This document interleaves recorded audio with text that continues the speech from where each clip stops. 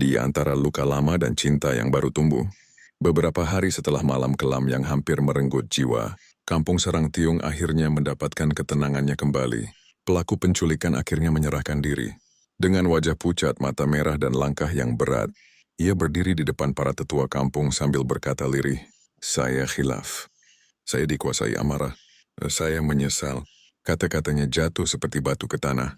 Berat dan tak ada yang bisa mengangkatnya. Namun adat kampung mengajarkan bahwa seberat apapun kesalahan, jalan menuju maaf selalu bisa dibuka. Asalkan seorang manusia benar-benar menundukkan dirinya. Setelah perkara itu selesai, kehidupan kembali berjalan, dan takdir pun mulai menjahit helai-helai baru dalam hidup Baria. Waktu berlalu, tanpa disadari, hati Baria yang dulu tertutup mulai membuka jendelanya lagi. Keikhlasan menghapus sisa-sisa takut. Dan di saat yang sama, nama Juraid kembali hadir dalam perbincangan keluarga. Lelaki yang dulu ia tolak dengan kata-kata yang tanpa sengaja menyakitkan. Lelaki yang tidak mengetahui kejadian malam itu karena kampungnya berbeda. Lelaki yang tetap menyimpan niat baik walau hatinya pernah diremukkan. Dialah yang akhirnya datang membawa lamaran, lebih mantap, lebih tenang, dan lebih siap. Dan kali ini, Baria mengiyakannya. Pernikahan yang syahdu, hari pernikahan mereka datang seperti pagi yang baru. Tenang, lembut, dan penuh harapan. Di langgar kecil di bawah bayang pohon kelapa yang menari pelan ditiup angin laut, akad diucapkan dengan suara Juraid yang mantap, menyebut nama Bariah dengan penuh penghormatan. Keduanya resmi bersatu. Malam itu semua orang berkata, "Semoga panjang umur jodohnya." Dan doa itu seakan menutup luka-luka lama yang pernah menggores kehidupan Bariah. Hari-hari sederhana yang penuh cinta. Pernikahan mereka tidak kaya harta, tapi kaya tawa, kaya pengertian, kaya kebersamaan yang tumbuh pelan namun pasti. Juraid bekerja sebagai nelayan bagang, sebuah alat tangkap ikan yang berdiri di tengah laut, seperti rumah kecil yang menunggu rezeki dari gelombang.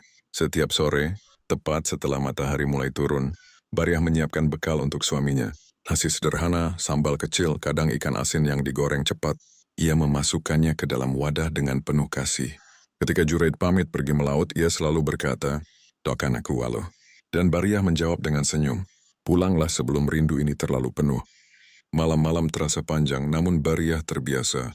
Ia menunggu sambil membaca ayat, sambil menata rumah, atau sekadar duduk di beranda menatap laut yang hitam. Pagi hari, ketika sinar pertama muncul, perahu Juraid terlihat pulang, perlahan mendekati pantai. Bariah turun dari rumah menyambutnya. Kadang Bariah turun dari rumah menyambutnya. Kadang Juraid membawa hasil banyak, kadang sedikit. Namun Bariah selalu menyambutnya dengan senyum yang sama. Mereka sering bercanda kecil. "Banyak ikannya, Ji?" "Sedikit loh. Mungkin ikan pun malu melihat mukaku." "Ah, jangan bercanda. Yang penting kau pulang." Tawa kecil itu membuat hidup mereka hangat, meski sederhana. Dan cinta itu tumbuh seperti tanaman kecil yang disiram setiap hari. Pelan tapi kuat. Anak pertama yang dinanti. Beberapa bulan berlalu, dan tanda-tanda kebahagiaan baru muncul. Bariah Hamil. Kabar yang membuat seluruh keluarga bersyukur tak henti. Juraid menjadi lebih tekun bekerja, lebih sering mencium kening istrinya sebelum pergi, lebih sering menatap perut Bariah dengan mata yang penuh doa. Saat waktu persalinan tiba, Bariah berjuang seperti seorang pejuang yang menahan antara sakit dan harapan. Dan akhirnya, lahirlah seorang bayi perempuan yang cantik, yang mereka beri nama Maria Ulfa. Tangisnya memenuhi rumah, menghapus semua kesedihan masa lalu, dan membuka lembaran bahagia yang baru untuk keluarga kecil itu.